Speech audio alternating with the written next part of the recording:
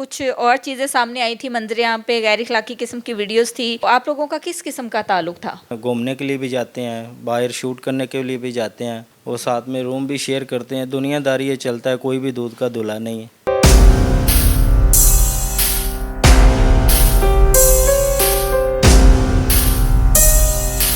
आशा भी उसी काम पे लग गई कि फ़ी बंदे से पैसे लेके अच्छा, तो फ़ी बंदे से इसने किया था कि 5-5 लेके। वीडियोस किसने लीक की थी? वीडियो वो निजी वीडियोस थी। वीडियो जिस बंदे ने लीक की थी ना, वो इस किचन में गले मिल रहे हैं।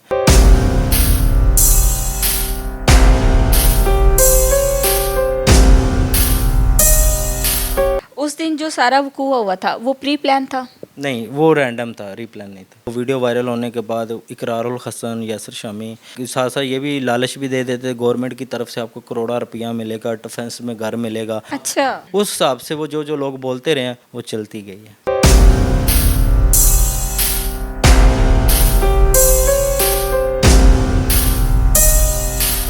अस्सलाम वालेकुम। 89 न्यूज़ के साथ मैं हूं सोनिया खान। नाज़रीन, 14 अगस्त का दिन एक ऐसा दिन है कि उस दिन को कोई भी नहीं भूल सकता और बड़े अच्छे तरीके से जो है हम जश्न आज़ादी का जश्न मनाते हैं। मेरे साथ आज एक ऐसा शख्स मौजूद है जो इस दिन ही नहीं बल्कि इस पूरे महीने में जो है वो अफसुर्दा रहता है। 2021 में एक वाक़या हुआ था, एक आयशा अकरम नामी लड़की जिसके साथ एक वकूआ हुआ था मीनार पाकिस्तान पे। उस वक्त जो है लोगों की हजूम में एक शख्स ने उसकी मदद की थी जिसका नाम रैम्बो बताया जाता है। ये उसका कुलीग था, उसका साथी था, उसका दोस्त था और ये मिलके वीडियोस बनाते थे।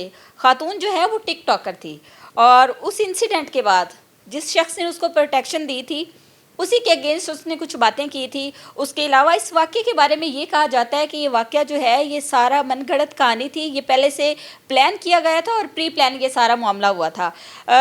दूसरी जानिब रैम्बो की अगर बात करें, उस खातून को सेफ्टी देने वाला ये पर्सन जो है, आयशा के एक जानिब इंटरव्यू चल रहे थे लेकिन दूसरी जानिब ये शख्स जो है वो गिरफ्तार था जो कि अपना किसी किस्म का कोई मौक़िफ़ पेश नहीं कर सकता था। आज 4 साल बाद ये भाई मंजरे आम पर आए हैं। इनसे वो सारा वकूआ भी जानते हैं कि वो प्री प्लान था या क्या वजह थी। उसके अलावा ये उनके दोस्त थे तो क्या वजह थी, अपने दोस्त के खिलाफ हो गई या किसी ने किया था, वो सारा मामला क्या था। अस्सलाम वालेकुम। वालेकुम सलाम। कैसे हैं आप? ठीक है। मैं बिल्कुल ठीक। 2021 के बाद आप नज़र नहीं आए, 4 साल बाद आप मंजरे आम पे आए हैं, कहाँ थे अब तक? मैं जब ज़मानत हुई थी जेल से, जब बाहर आया था तो कब हुई थी ज़मानत? मेरी 3 मंथ बाद हुई थी। 3 मंथ्स के 3 बाद। मंथ के बाद हुई थी। तो इतनी मेहनत की हुई थी, मेरा इन लड़की की वजह से करियर ख़राब हुआ, दोबारा दिल ही नहीं किया, अपसेट हो गया था काफ़ी ज़्यादा। और जिस तरह के लोग मुझे समझते रहे हैं, अब भी समझते हैं, लेकिन असल में वो कहानी ऐसा बिल्कुल भी नहीं था। तो इस वजह से मैं इन चीज़ों से काफ़ी हद तक दूर चला गया था। ठीक है। उस दिन जो सारा वकूआ हुआ था वो प्री प्लान था? नहीं, वो रैंडम था, रीप्लान नहीं था। ठीक है। उसके बाद वो आयशा अकरम नामी लड़की जो है वो खामोश हो गई थी। 2-3 दिन बाद मंजरे आम पर आना, बाद में पैसे और वो सारी चीज़ें, उसके बाद एकदम से जो है आपके खिलाफ इंटरव्यूज़ आने लग गए, वो क्या था? देखें कि जब ये वाक़या हुआ था ना, उसके ठीक ही 2-3 दिन बाद, हालांकि मैंने खुद ही इससे बोला था, मैंने बोला था कि ठीक है, जो होना था वो तो हो गया, अब आगे बढ़ने का फ़ायदा नहीं। इसे पुलिस वालों की काफ़ी कॉलें आती रही हैं कि आप एफआईआर दें, ये करें वो करें। को वीडियो वायरल होने के बाद इकरारुल हसन, यासिर शामी इनकी कॉल आती है, ये इंटरव्यू करती है। तो वो इंटरव्यू पता है आपको वायरल हुआ था, वो काफ़ी लोग जो है ना वो इसे सर्च करना शुरू हो गए। तो काफ़ी इंटरव्यू हुए, उसके बाद फिर कुछ थे अपने ही इसके साथ मिल गए थे, काफ़ी लोग आके थे कि आप एफआईआर करो, आप पाकिस्तान की बेटी हो, आपके साथ जुल्म हुआ है, तो आपको गवर्नमेंट के साथ साथ ये भी लालच भी दे देते, गवर्नमेंट की तरफ से आपको करोड़ा रुपया मिलेगा, डिफेंस में घर मिलेगा। अच्छा। हाँ, आप ये बात बोलो, ऐसा करो। उस हिसाब से वो जो जो लोग बोलते रहे हैं वो चलती गई है। जी बिल्कुल। आपकी और उसकी दोस्ती कितनी पुरानी थी? हमारी 3 साल दोस्ती रही है, 3 साल हमने मिलके इकट्ठे ही काम किया टिकटॉक पे। तभी आप मैरिड थे? हाँ, तभी मैं मैरिड ठीक था। है। बच्चे कितने हैं आपके? मेरे 3 बच्चे हैं। ठीक है। आयशा भी मैरिड है? नहीं, वो मैरिड नहीं थे। अनमैरिड थी।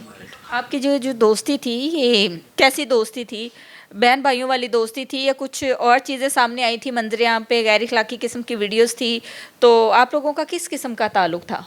हम दोस्त थे। आजकल के दौर में आपको पता ही है, लड़का लड़की अगर साथ हैं तो वो जाते हैं, घूमने के लिए भी जाते हैं, बाहर शूट करने के लिए भी जाते हैं, वो साथ में रूम भी शेयर करते हैं। दुनियादारी ये चलता है, कोई भी दूध का धुला नहीं है। ठीक है। और उसके बाद एकदम से आपके खिलाफ एक प्रोपोगंडा स्टार्ट हो गया था, वो क्या था? वो देखिए कि मैंने पहले भी बताया ना कि जब लोग मिल जाते हैं ना तो मशवरे देने वाले बहुत सारे आ जाते हैं। वो बात आ गई, पैसों की आ गई।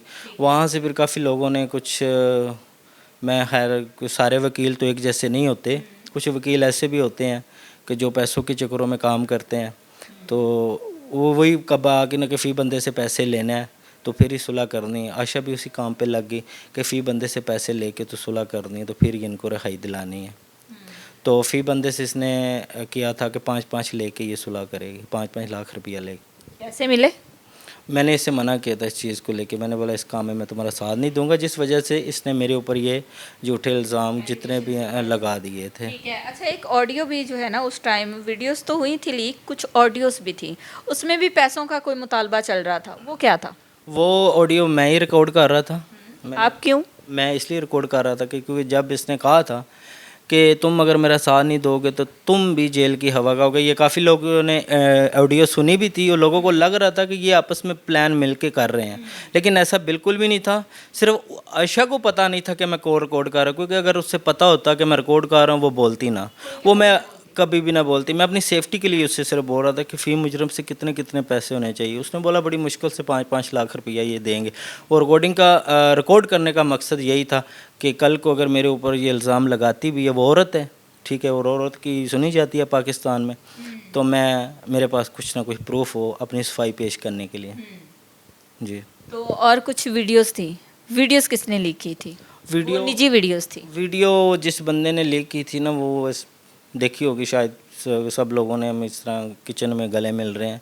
वो एक तीसरा बंदा था, मेरा टिकटॉक अकाउंट हैक हुआ था, उसने वो अपनी गलती मानी भी थी। वो आज भी मेरे पास रिकॉर्डिंग है, मैं आपको दूंगा, आप चला दीजिएगा। सवाल ये पैदा होता है कि उसी इंसिडेंट के दौरान ही वीडियोस क्यों लीक हुई, पहले क्यों नहीं हुई, एक टाइम के बाद क्यों नहीं हुई, तभी क्यों हुई?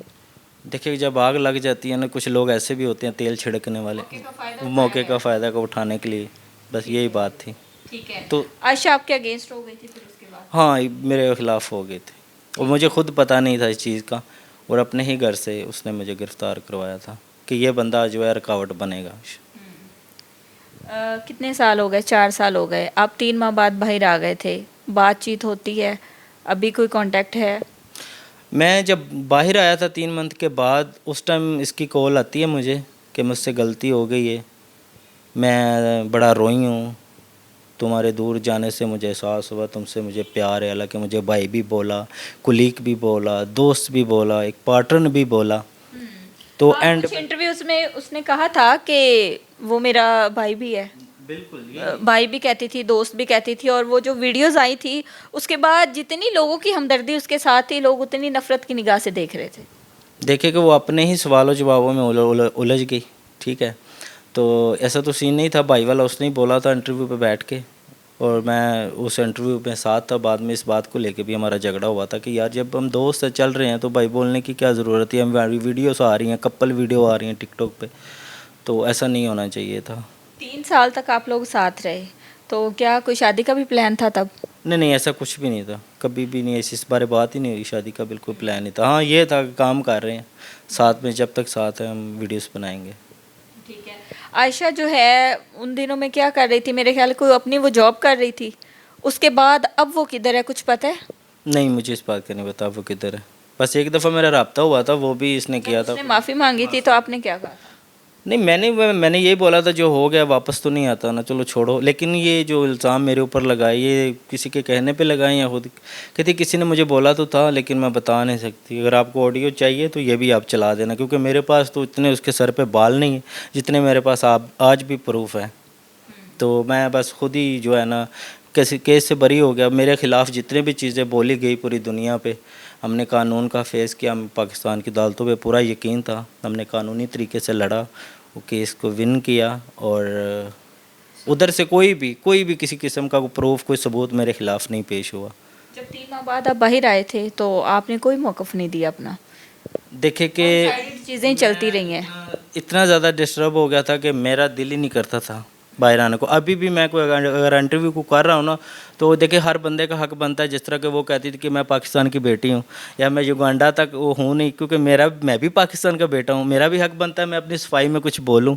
लोगों से बोलो कि यार उस टाइम मेरी गलती नहीं थी, ठीक है, और आज भी नहीं है। तो मैं तो कहता हूँ कि जो उस टाइम पे जितने भी पाकिस्तानियों की मेरी वजह से दिल आज़ारी हुई है, मैं माफ़ी मांगता हूँ, आज भी मांग रहा हूँ और आगे भी मांगता रहूँगा। पाकिस्तान के लिए बहुत कम है, ये तो कुछ भी नहीं।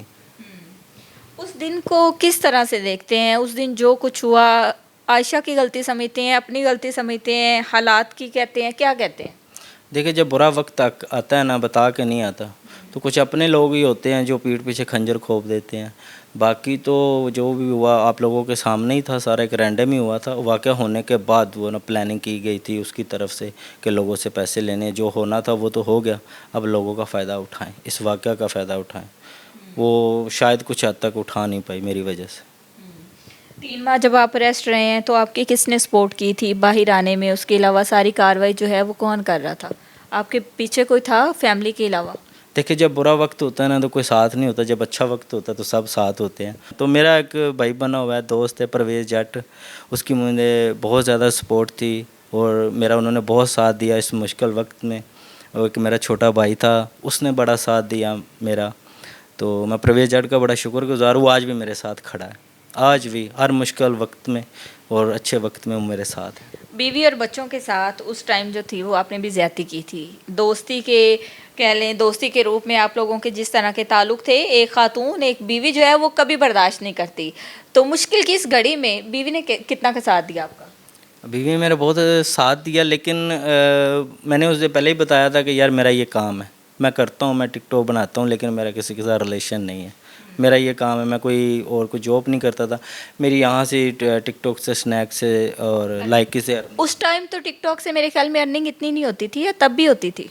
नहीं, उस टाइम होती थी, फॉलोवरों पे बेस पे होती। फॉलोअर्स की हाँ बेस पे। हाँ, उस तो टाइम। आप लोगों ने क्या 50-50 पे था आप लोगों का? नहीं, ऐसा नहीं था 50-50 में नहीं। बाकी जो हमारे 2 ऐप से होते वहाँ पे हमारी फ़िक्स सैलरी लगी हुई थी। मेरी कम का 80-70 हज़ार रुपया एक ऐप पे थी, 70-80 हज़ार दूसरी ऐप पे थी।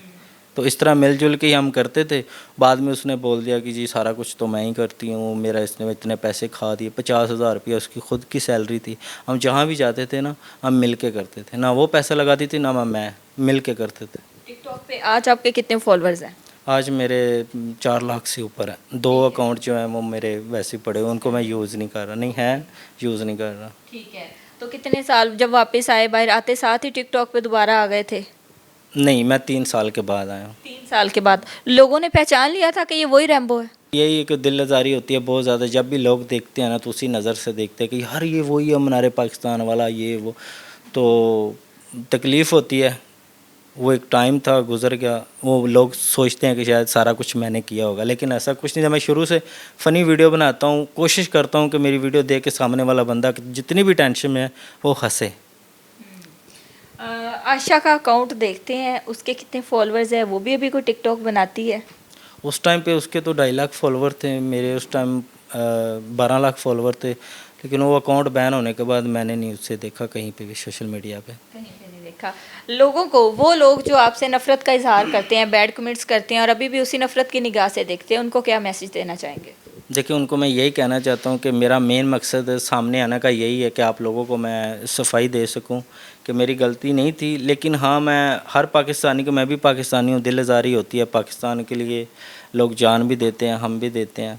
उस टाइम पे भी बहुत ज़्यादा लोगों की दिल आज़ारी हुई थी, लेकिन उसमें मेरी कोई गलती नहीं थी। अगर हुई भी है तो मैं आज भी उनसे माफ़ी मांगता हूँ और हमेशा मैं मांगता रहूँगा। मैं सोचता हूँ कि ये काम है।